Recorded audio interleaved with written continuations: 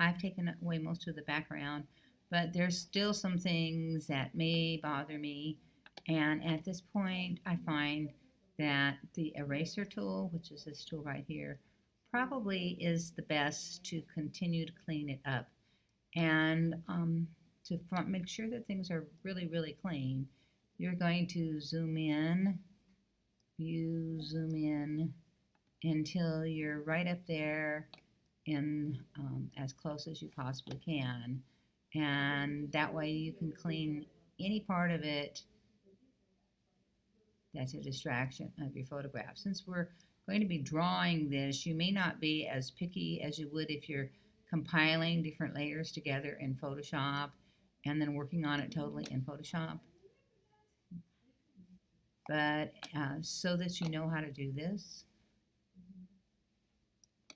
this is good practice for you in case you decide to work with photos within your piece, and you may have parts of your photos that you totally want to erase.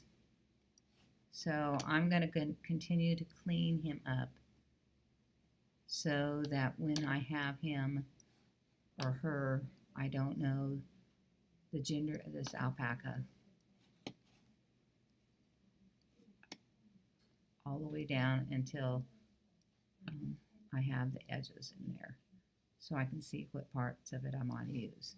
Next step then is to open your other image, and this is the one that I've already prepared by stretching out the head and the neck, and I'll have it wear that as the clothes.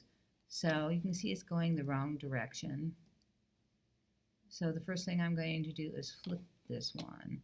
So I'm going to go image, rotation, flip canvas horizontal, and now it's going the same direction as the other one.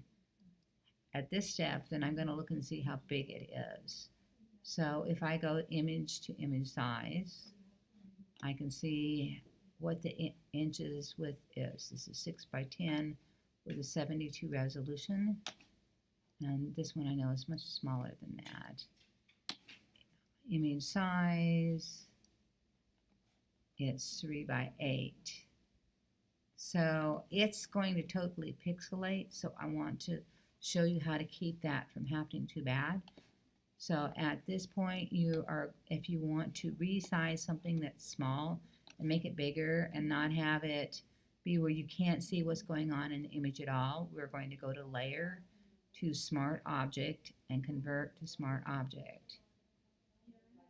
All right, so now you know it's a smart object. That was just the top of the head. I need to do the same thing with the background. And I'm going to unlock my background by double-clicking here. And then I'm going to do the same thing. I'm going to go to Layer, to Smart Object, and Convert to Smart Object. Now I can go to Image Size, and I'm going to make this, I think it said 10 inches. And 4 inches is going to be probably too small, so I'll make that 7 or 8, which makes the height 15, and that will work. All right, so I have that on that layer and this one on this layer. We'll see if I've got the size right. I'm going to come to the layer where the head is, and I'm going to right-click and duplicate the layer. And then I need to find the correct document. That document is the one with this great big long name. So I'm going to come and click on that. And then if we open up that document, you see I have the head and the body here with this piece. So, and the head is behind the headdress. And I can decide to totally eliminate that if I don't like the way it looks. But I have the headdress in a separate layer from the dress so that I can resize things if I need to. So here is my alpaca head, and I'm going to use my arrow tool to move it down in place.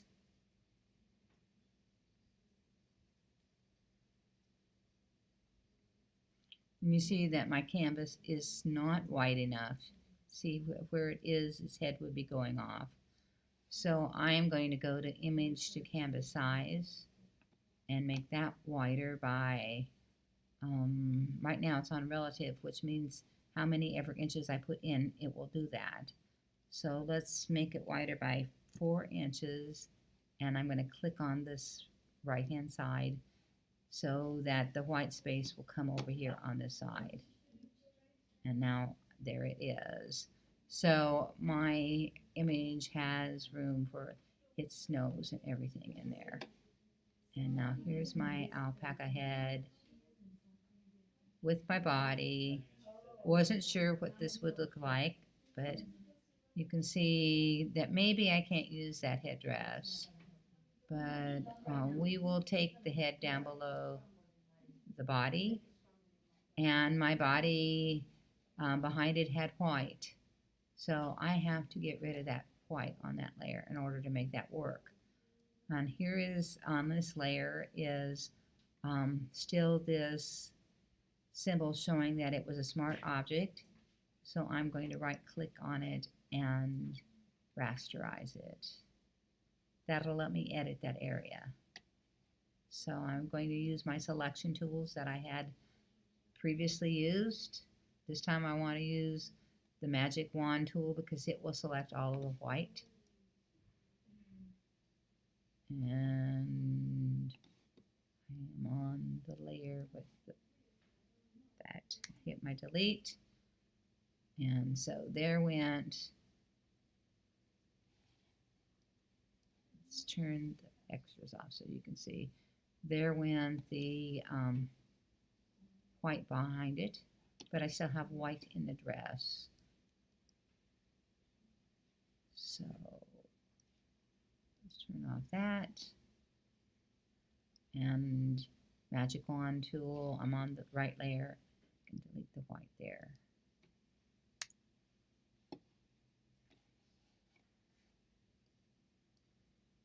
All right.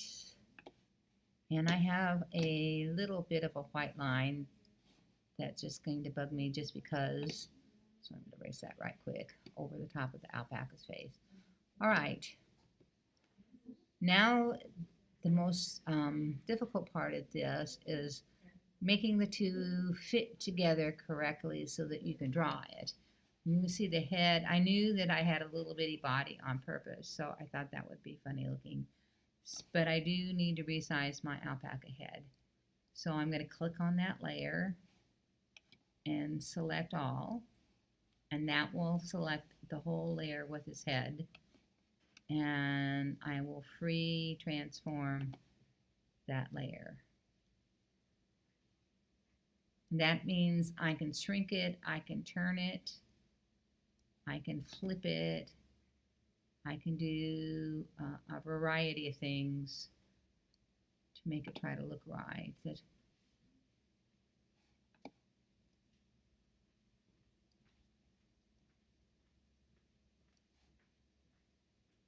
Okay, so his head is lining up pretty funny.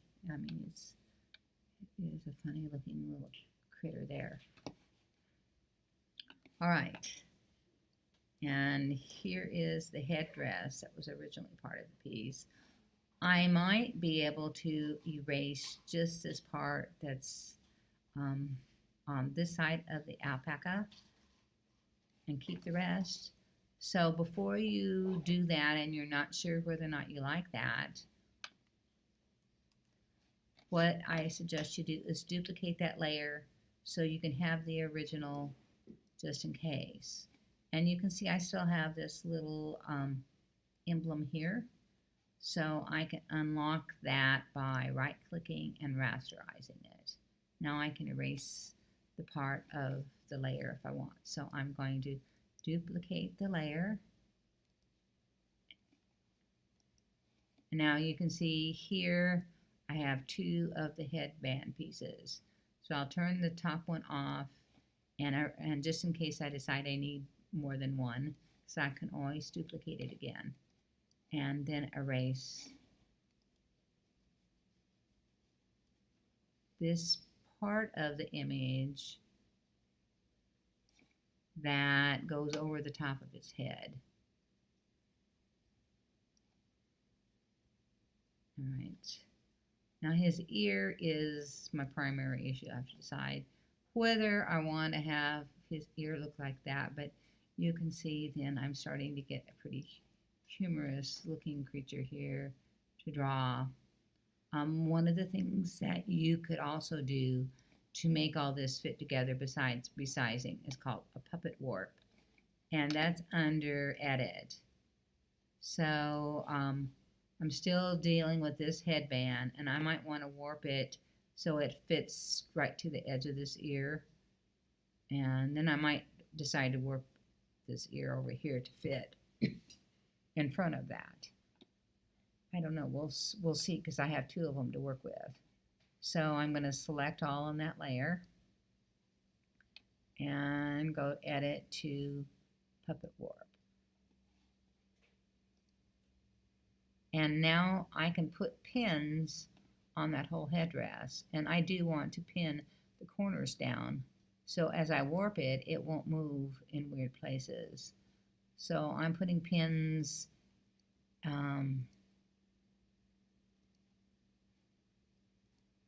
all over the areas that I am not going to warp.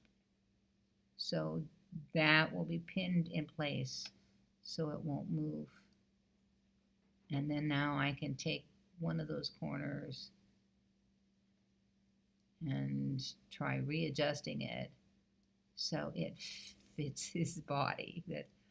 And so you see, I really have the funny look of his ear and his body coming up here, and I'll decide what to do with this one because it doesn't look right. Maybe just erase the tip of it.